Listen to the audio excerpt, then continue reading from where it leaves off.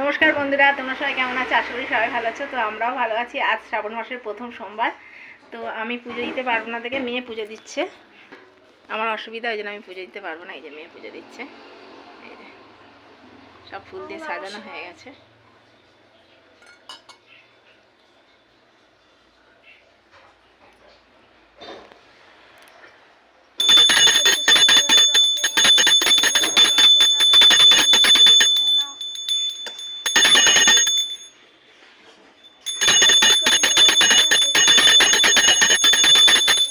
মুখটা দেখা এবার,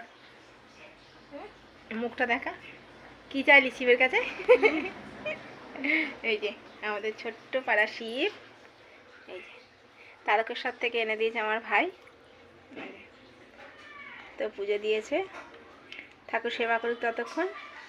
তো চলো, টাটা।